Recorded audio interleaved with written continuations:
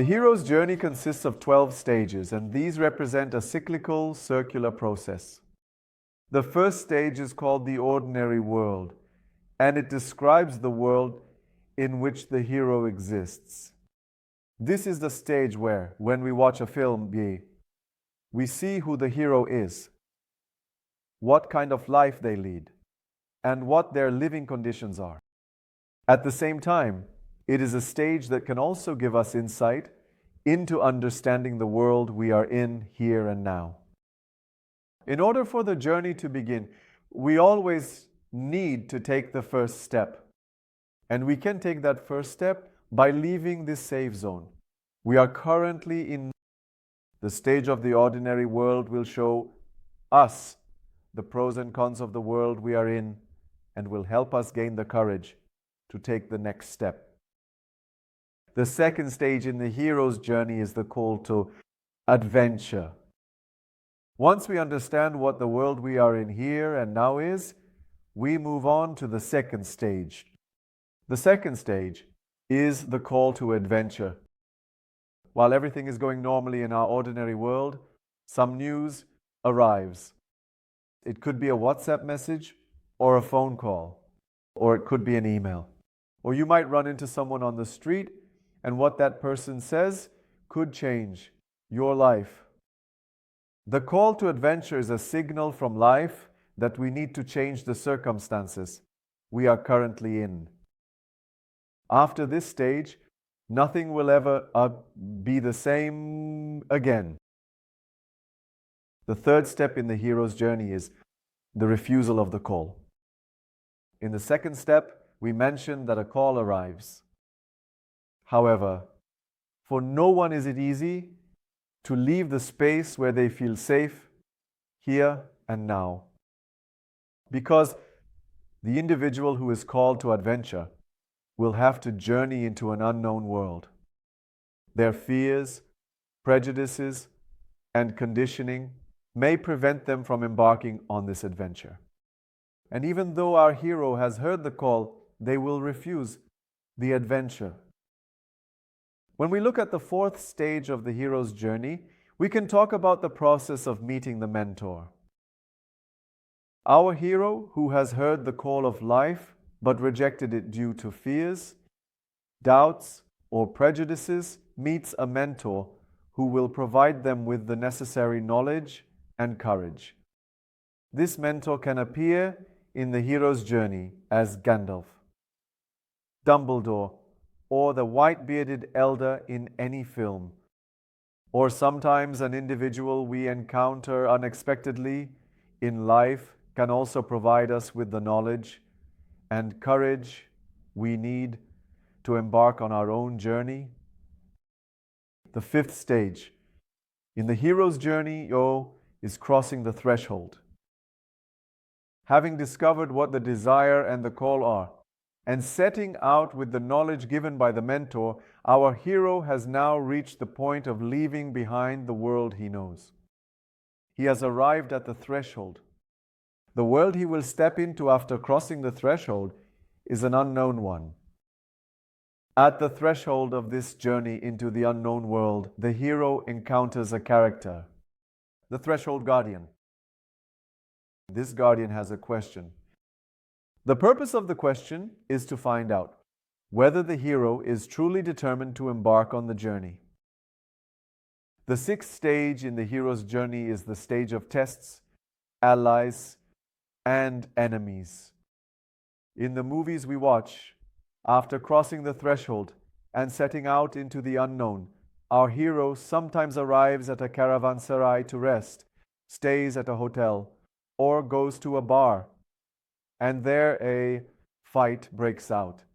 And during that fight, our hero may meet new people. Or when you leave where you are and go to a new school or start a new job, certain people may appear before you. Some of these people will be your friends, while others will be your enemies. However, the sixth stage of this journey into the unknown is filled with tests. The seventh stage of the hero's journey is when we approach the innermost cave. and turn inward to discover the essence of this journey we have undertaken in the unknown world. We have set out on a journey in pursuit of desires, crossed thresholds, and after passing the tests created by our enemies to reach our goals, we have begun to take steps toward delving deeper into the journey. But we are no longer who we once were. In order to reach the next steps of the journey, we need to rest, engage in self-reflection, and make a decision.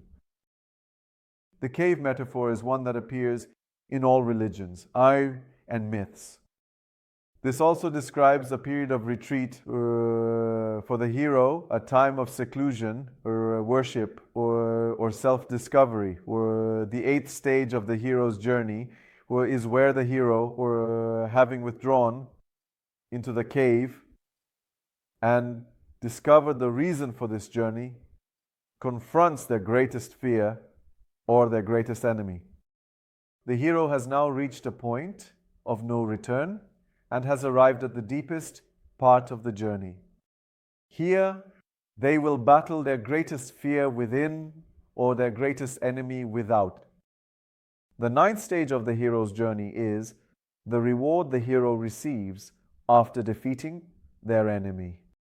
This is actually the final step, where we catch our breath before completing our journey, because we reach the end of our journey into the unknown, and gradually we must begin to bring what we have gained on this journey back to the old world we know and recognize. The 10th stage of the hero's journey is the road back. Our hero has crossed thresholds, defeated enemies, and reached the reward. However, as the journey nears its end, the hero's task is to share the knowledge or treasure they have gained with the whole of society, be it their own village, their own land, or with humanity. It is the final gateway in the hero's journey where we move from the unknown to the known. The 11th stage in the hero's journey is the process of rebirth. If we are talking about rebirth, we must also mention the existence of death. At this stage, our hero must completely free themselves from their ego.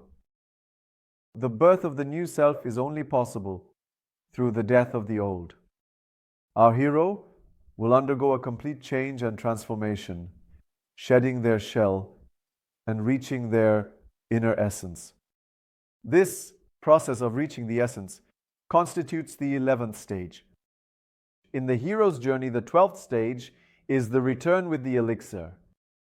Our hero, who has left behind their ordinary world, met their mentor, retreated into their innermost cave to discover their life's purpose, and fought a great battle against their enemies, has been crucified, died, and resurrected. At the end of this entire journey, they now hold in their hands the formula, the elixir, or the sword, the knowledge they will share with humanity. Or perhaps they are holding their crown. This elixir, this sword, or this crown is a symbol of the knowledge or experience that the hero will bring to the community during their process of reintegration.